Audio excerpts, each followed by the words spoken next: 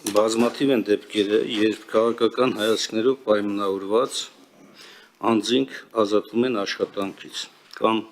սպառնալիքներ են հնչեցում այդ անձանց աշխատանքից ազատելու համար։ Դուք որպես արդարադատության նախարար ինչպես եք վերաբերում այս երևույթներին, խոսքը գնում է հատկապես հանրային ծառայության մեջ ներգրավված անձանց, որոնք իրենց քաղաքական հայացքներով կամ իշխանությանը ոչ հաճելի պահվածքի պատճառով ստանում են նման սպառնալիքներ կամ աշխատանքից ուղղակի ազատման հրամաններ։ Եվ մեկ հարց պայմանավորված ընտրական տարի է, բայց եթերում հնչում են արտահայտություններ, այդ թվում նաև գործադիր իշխանության ղեկավարի կողմից հնարավոր կամ ավելի ճիշտ հնարավոր չէ, նույնիսկ հաստատապես պատերազմ լինելու մասին, եթե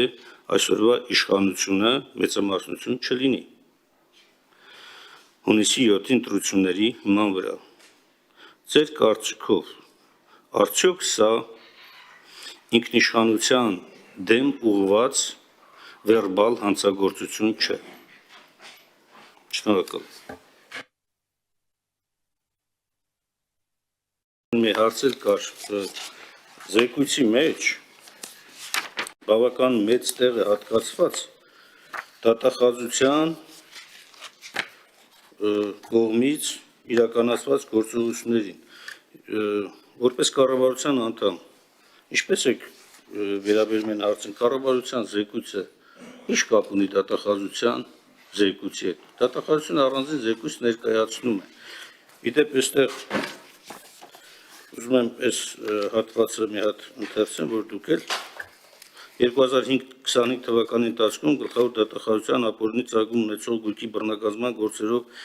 վարչությունն նախաձեռնել է 157 ուսումնասիրություն եւ այլն։ Սա ինչ կապ ունի կառավարության զեկույցի հետ։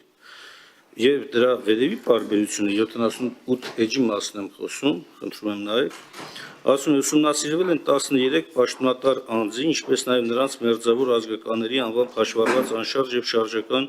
գույքերի ձեռքբերման օրինականությունը, դրամական միջոցների շրջանառությունը, ինչպես նաև իրավաբանական կազմակերպությունների մասնակից հանդիսանալու հանգամանքը։ Ում կողմից է ուսումնասիրվել։ Ինչպես 13 78 էջն է։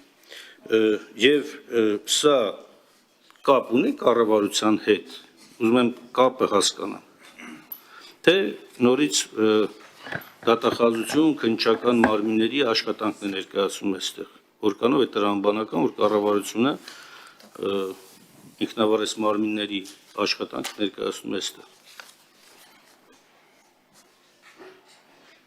13-ը որ պարբերությունն է, պարոն Մինասյանք ասում։ Վերջից նախավերջին այնքան երկար պարբերություն 2025 թվականի պարբերություն գործում է, վերջին նախադասություն։ 78-ի վերջում չգտա ես։ Դե ամբողջ։ Հա։ Այս վերաբերում է ոչ թե դատախազության, այլ ենթադրում եմ իրավապահ մարմինների աշխատանքին, ընդ որում ԱԱԾ-ին է հեղում արվում, բայց ես ընդհանուր ձեր հարցին անդրադառնալով ասեմ հետևյալը։ Կառավարության ծրագրում որպես թիրախային կետ նախատեսված է ապօրինի ակտիվների վերականգնումը եւ այդ առումով հանձնառություն ունենք գործընթացի ուղղությունը նախանշելու, օրենսդրական հիմքեր ստեղծելու, դրանք կատարելագործելու հետ կապված։ Ու քանի որ կառավարության ծրագրում հստակ կետ կա, ուղղակի ես հիմա ձևակերպումը չեմ հիշի, բայց ապօրինի ակտիվների շարունակական վերադարձի մասով ստանձնել ենք պատասխանատու հանձնառություն, մենք ներկայացնում ենք, թե ինչա արվել մեր պետությունում։ Եվ եթե մենք չորդեգրեինք այն քաղաքականությունը, որ պետք է մշակենք, օրինակ, ապօրինի ծագում ունեցող գույքի բռնագազման վերաբերյալ օրենսդրությունը, դա տեղի չէր ունենա այն մասով, որ տեղի է ունենում այսօր։ կոնկրետ եթե խոսում ենք ապօրինի ծագում ունեցող գույքի բռնագանձման մասին, եւ այս բոլոր տվյալների ներկայացումը հետապնդում է հենց այդ նպատակը, որ քաղաքացիներին ներկայացվի, թե ինչ process է տեղի ունեցել մեր երկրում, եւ այդ process-ը տեղի է ունեցել այն պարզ պատճառով, որ կառավարությունը ստանձնել է պարտականություն, որպեսզի այդ process-ի իրավական հիմքերը լինեն եւ այդ process-ի իրավականությունը ապահովվի անխոչնդոտ լինելու համատեքստում։ Սա ձեր հարցի պատասխանն է եւ ես կարծում եմ, որ այս տվյալները այն տվյալներն են, որ առհասարակ պետքա տեղ գտնեն կատարողականի ամփոփման տրամաբանության մեջ, որպեսզի մեր քաղաքացիները տեսնեն, թե ինչպես է process-ը տեղի ունենում, ինչ ակտիվությամբ, ինչ պետք է սպասել նաեւ ապագայում։ Ինչ վերաբերում է ձեր մյուս հարցերին, հարցերի հերթականությունը կարող եմ խառնել, կարծում եմ, որ դա խնդիր չի ստեղծի։ Դատապարտյալ կալանավոր թվի հարաբերակցության հետ կապված, ճիշտ է 70-ը վերաբերում է տարեվերջի տվյալին, բայց այդ թիվը ըստ էության չի փոփոխվել գրեթե չի փոփոխվել նաև այս պահի դրությամբ, մենք տատանվում ենք 60-ից 70-ի սահմաններում, բայց մյուս թվական տվյալները, որ դուք ներկայացրիք,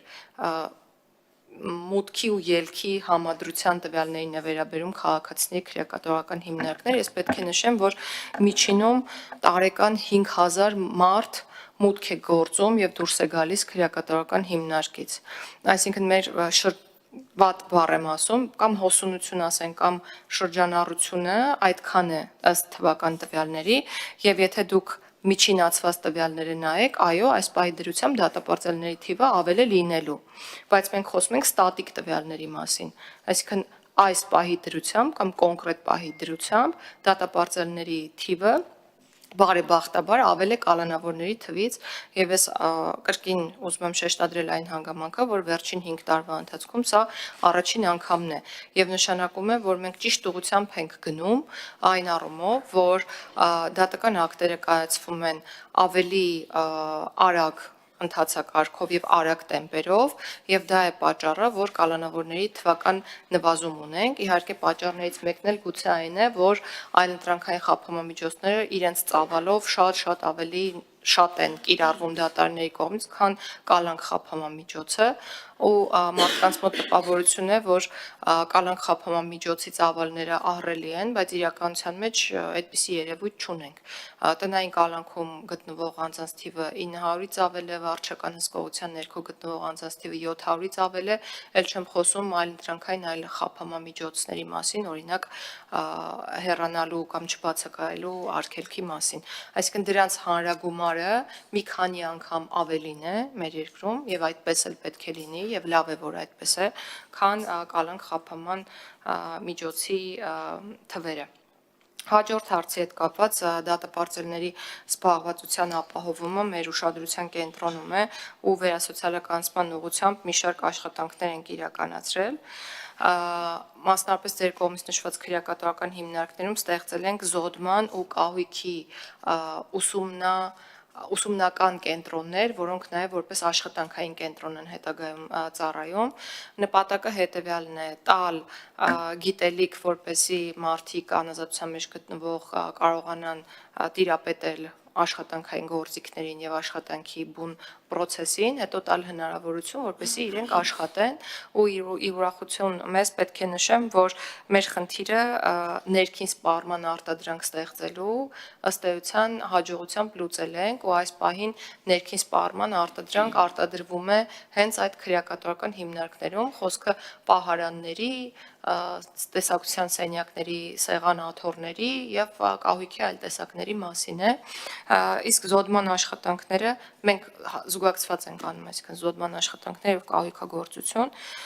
ավելի մեծ ծավալով են իրականացվում ու նաև գույքագրում ենք իրականացնում մարզերում հասկանալու համար, թե ինչ կարիք ունի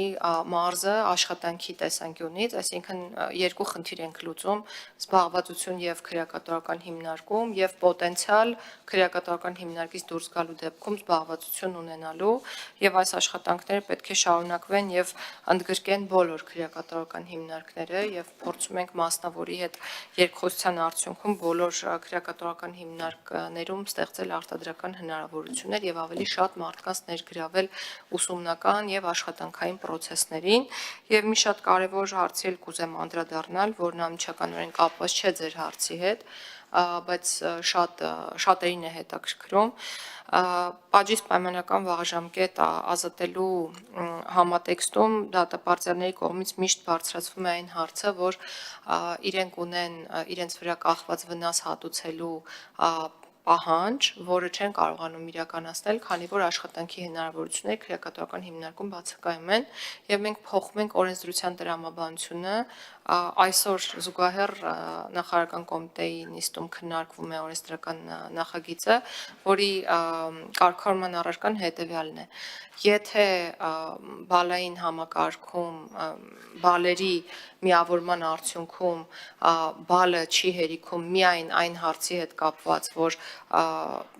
վնասը չի հատուցել անազատության մեջ գտնվող դատապարտյալը, ապա դատարանը ազատում է տվյալ անձին պատիժը կրելուց, պայման նախատեսելով վնասը հատուցելու եւ եթե օրինակ դատարանի կողմից սահմանված ժամկետում այդ վնասը չի հատուցվում, ապա ինչպես մյուս պայմանների խախտման դեպքում, այս դեպքում եւս անձը վերադառնալու է քրեակատարական հիմնարկ պատիժը կրելը շարունակելու, կարծում եմ սա շատ կարեւոր քայլ է միտված պայմանական վաղաժամկետ ինստիտուտի կայացմանը։ Ձեր մյուս հարցը վերաբերում էր, չգիտեմ, ինչին էր վերաբերում, ինչ որ աշխատանքի սահմանափակմանը, աշխատանքային իրավունքների սահմանափակմանը, դուք խոսում եք մի երևույթից, որի մասին ես չունեմ տեղեկություններ, բայց հստակ կարող եմ ասել, թե ինչ պետք է անել այդ դեպքերում։ Ինչ կարող եք անել դուք եւ ինչ կարող են անել այն քաղաքացիները, որոնք երբևէ կարող են բախվել նման խնդրի, իհարկե կարող են բարձրաձայնել իրավունքների խախտման փաստի մասին եւ դիմել դատական պաշտպանության իրավունքի իրականացմանը ու գնալ այդ ճանապարհով եւ եթե կան հանցավոր երևույթներ այդ շղթայի ընթացքում, օրինակ խտրականության արգելքի խախտման հետ կարող է առերեսվել մարդը, ես կառաջարկեմ տալ հանցագործության վերաբերել հաղորդում։ Ավելին չեմ կարող ասել։ Ձեր կողմից նշված մյուս հարցը իրականում հարց չեմ համարի, իհարկե ներողություն եմ խնդրում, դուք ասացիք արդյոք ինքնիշխանության դեմ ուղղված վերբալ հանցագործություն չէ ինչը, այն որ խոսվում է հնարավոր վտանգների մասին, այսինքն իմ պատկերացմամբ մենք գործ ունենք հետևյալի հետ, այս քաղաքական իշխանությունը միշտ շատ անկեղծ երկխոսության մեջ է քաղաքացիների հետ եւ այդ երկխոսությունը միշտ այն ուղղությամբ ու տրամաբանությամբ է գնում, որը որ համապատասխանում է մեր ընկալումներին եւ իրականությանը եւ յուրաքանչյուր կոմունիկացիա քաղաքացու հետ պետք է լինի անկեղծ ու ազնիվ ու այդ մտքերի արտահայտումը ես չեմ կարծում եւ վստահ եմ որ հանցագործություն չի, այսինքն չեմ կարծում, որ հանցագործություն է, վստահ եմ, որ հանցագործություն չէ։ Եթե կարողացա ձեր հարցին պատասխանել, շատ ուրախ կլինեմ։ Շիրակովի մասով, ճիշտն ասած, մանրամասներին այս պահին չեմ տիրապետում, բայց ԵԽ-ի հետ մենք փորձել ենք գալ այն համաձայնության, որ մենք պատրաստ ենք մեր կողմից մեր ստանձնած պարտականությունները իրականացնել, բայց այդ նույն համաձայնությունը պետք է լինի նաև երրորդ կողմի կողմից եւ հետեւաբար ավելի մանրամասն տեղեկություններ ձեզ չեմ կարող հայտնել։ Մենք պատրաստ ենք բանակցել, խոսել, ԵԽ-ի հետ խոսել, նաև տրամադրել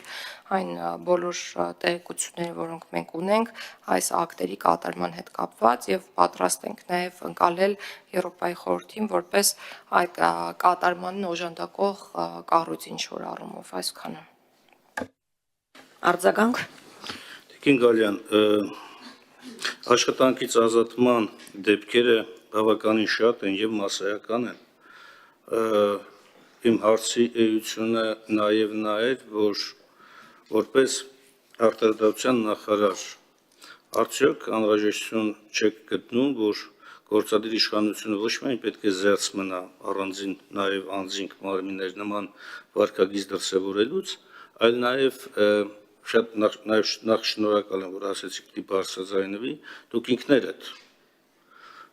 պարբերաբար բարձրաձայնեք նաև սրա մասին, որ չի կարելի քաղաքական հայացքներով պայմանավորված մարդկանց ազատել աշխատանքից, չի կարելի ընդդիմադիրներին բարևելու համար մարդկանց ազատել աշխատանքից, չի կարելի ընդդիմադիր պատգամավոր լինելու հիմքով եւ վարած մեքենայի հիմքով, որը գրանցված է իր որդու անունով, այդ մարդուն ազատել աշխատանքից։ Այսպիսի բազմաթիվ դեպքեր կան։ Ես ասացիս նաև իմաստը ոչ միայն հրապարակելն է, բարձրաձայնելն է, նաև իրավունքով սահմանափակված լինելու իշխանության, հանրային իշխանության սահմանադրական պարտավորության առարկայական դարձնելն է։ Անշուշտ ասում ենք, որ դիմեք դատարան եւ այլ, բայց նաև վարչական մարմինները պարտավոր են այս իրավունքով սահմանափակված լինելու սահմանադրական սկզբունքը առարկայական գործադրեն։